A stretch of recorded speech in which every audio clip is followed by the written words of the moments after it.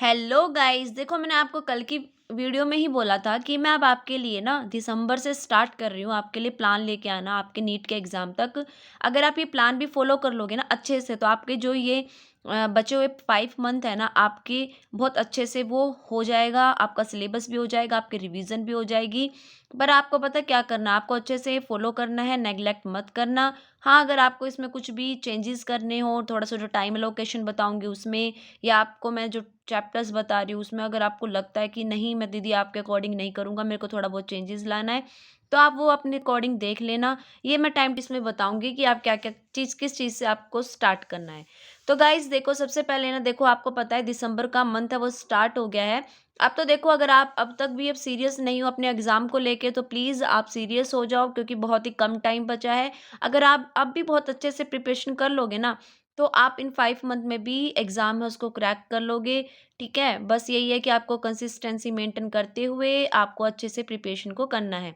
तो देखो, सबसे पहले आपका ना जो फाउंडेशन है वो बहुत अच्छे से बिल्डअप होना चाहिए, आपकी कंसेप्ट है उसमें बहुत अच्छे से क्लैरिटी होनी चाहिए।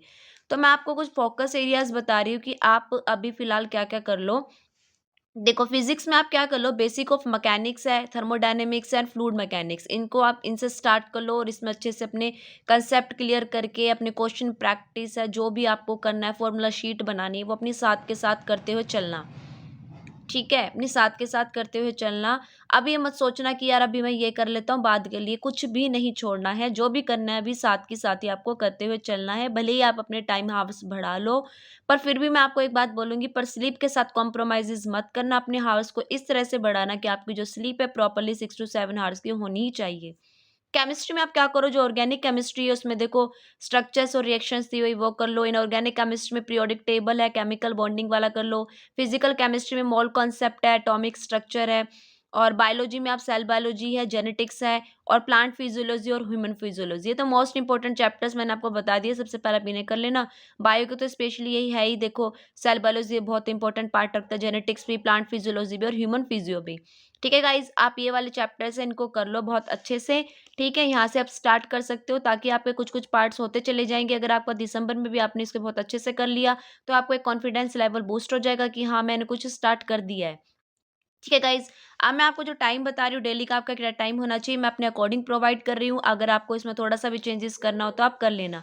फिज़िक्स को आप 2 हार्स से लो, केमिस्ट्री को 2 हार्स से लो, बायोलॉजी है उसको 3 हार्स से लो, और आपको अगर मॉक टेस्ट देना है या उसका रिव्यू करना है, तो आप उसमें 1 हावर दे सकते हो अपने डे के टाइम का। ठीक है? उसके बाद अकॉर्डिंग है जो 8 आवर्स का प्लान है, उसके अकॉर्डिंग जितना भी आपका टाइम टेबल बचता है, उसमें से भी आप अपना जो भी आपको वीक एरियाज़ लगते हैं या आपको लगता है कि मुझे इस पे अच्छे से करना है, मेरे वीक पॉइंट है, तो आप उस टाइम में उस चीज़ों को कर लेना, ठीक है?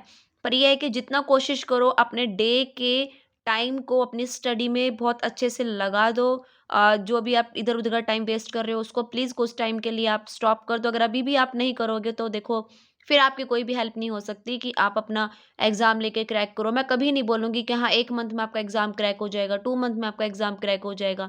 देखो हाँ, लेकिन अभी भी 5 मंथ पेंडिंग है, 5 मंथ में भी आप अच्छे से चाहो तो कर लोगे। ऐसा तो है नहीं आपने कुछ भी नहीं आता आपको। देखो, ऐसा तो बिल्कुल भी नहीं है कि आपको कुछ भी नहीं आता होगा। आपने कुछ न कुछ तो चीज़ें कर ही रखी होगी। बस अटक रहे हो कि आपको समझ नहीं आ रहा कि मैं क कब मतलब कैसे स्टार्ट करूँ। तो देखो, स्टार्ट के लिए मैंने आपको बता ही दिया कि आप यहाँ से स्टार्ट कर लो, ठीक है? अब देखो, अब मैं आपको कुछ स्ट्रैटेजी पॉइंट्स बताती हूँ, इंपॉर्टेंट पॉइंट्स बताती हूँ, जिनको आप हमेशा ध्यान रखना अपनी प्रिपरेशन के उसमें। देखो, आपको स्टार्ट करना है एनसीईआरटी से, क्योंकि एनसीईआरटी है ना, नीट है प्राइमरीली एनसीईआरटी बेस्ड ही अपने क्वेश्चंस बनाता है, इसलिए आपको एनसीईआरटी बहुत अच्छे से आनी चाहिए। बायो और केमिस्ट्री की एनसीईआरटी तो आप बहुत अच्छे से कर लो। फिजिक्स के आप क्विट कर सकते हो। फिजिक्स में आप क्या करो, जितने न्यूमेरिकल्स है उसके पोर्शन को बहुत अच्छे से लगाओ। देखो, क्वेश्चन प्रैक्टिस को आपको हर एक पार्ट में करना है, वो चाहे आपकी बायोलॉजी हो या केमिस्ट्री हो। क्योंकि अगर आप क्वेश्चन प्रैक्टिस नहीं करोगे, तो आपको समझ ही नहीं आएगा कि क्वेश्चन किस तरह से पूछे जाते हैं, कैसे क्वेश्चन को फ्रेम किया गया है। और पीवाईक्यूज इसमें बहुत ज़्यादा हेल्प करते हैं। आप 10 ईयर के पीवाईक्यूज ज़रूर लगाओ, ताकि आपको आइडिया हो जाए कि नीट में किस तरह से क्वेश्चन पूछे जाते हैं, क्या किस तरह से उनको फ्रेम किया जाता है। ठीक है? फिर आपको क्या करना है कि आपको फ़ोकस करना है, अंडरस्टैंडिंग होनी चाहिए आपके जो फंडामेंटल कांसेप्ट है, फिर उसके उसके रिलेटेड आपको क्या है प्रॉब्लम्स हैं, उनको सॉल्व करना है, ठीक है? आपको रेगुलरली रिवाइज़ करना है टॉपिक्स को, जो आपने पास्ट वीक में किया है, उनको भी आपको साथ के साथ लेते हुए चलना है, ठीक है? अब ऐसा भी नहीं है कि आप बिल्कुल ही लग जाओ कि यार पहले मैं सिलेबस कंप्लीट कर लेता हूँ, फिर मैं रिवीज़न कर लूँगा। नहीं, आपको अपने सिलेबस कंप्लीट करने के साथ-साथ आपको रिवीज़न वाला पार्ट भी अपने साथ में लेते हुए चलना होगा। वो देखो आपको अपने अकॉर्डिंग देखना है कि आप अपना रिवीज़न वाला टाइम कहाँ से, किस तरह से निकाल कर उसको करोगे, पर लेकिन आपको करना तो पड़ेगा ही। अब यहाँ पर आपकी गलती है कि आपने पहले से प्रिपरेशन नहीं करी, तो इसलिए अब आपको जो 5 मंथ बचते हैं, तो उसमें देखो आपको अच्छे से लगना तो पड़ेगा ही, उसमें आपको सिलेबस भी करना पड़ेगा, अपना जो पिछला रिवाइज़ भी करना पड़ेगा, आपको वीक एरिया भी देखने पड़ेंगे, एनालिसिस भी बहुत अच्छे से करना पड़ेगा। ठीक है गाइस, पर घबराना मत, देखो कॉन्फिडेंस लेवल आपको हमेशा अपना अपर रखना है, क्योंकि कॉन्फिडेंस लेवल ही बहुत अच्छा होगा, आपका पॉजिटिव माइंडसेट होगा, तभी आप बहुत अच्छे से प्रिपरेशन को कर पाओगे। देखो 2 ही चीज़ होती है, आपके पास देखो देखो अगर आपके हाथ में कुछ चीज़ है भी नहीं ना, तो आपके पास कुछ चीज़ छोड़ने को भी नहीं बची है। तो बेटर यही है ना कि आप अच्छे से उस चीज़ में लग जाओ। देखो रिज़ल्ट की तो बिल्कुल भी ध्यान मत देना कि रिज़ल्ट क्या होगा। आपको बहुत अच्छे से अपनी प्रिपरेशन को करना है। ठीक है गाइज़? आप अपनी प्रिपरेशन को कंटिन्यू वे में बहुत अच्छे से करते हुए चलो।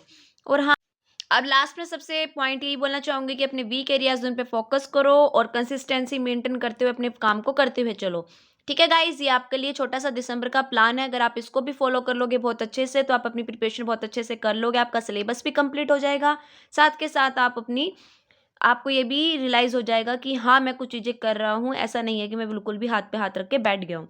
ठीक है गाइज़, मिलेंगे हम अपनी नेक्स्ट वीडियो में एक प्यारे से टॉपिक के साथ, तब तक आप अपना ध्यान रखें and take care and bye bye. अगर आपको किसी तरह की प्रॉब्लम भी हो तो प्लीज़ कमेंट सेक्शन आपके लिए बना हुआ है, कमेंट सेक्शन में आप अपनी प्रॉब्लम को जाकर ज़रूर लिख देना।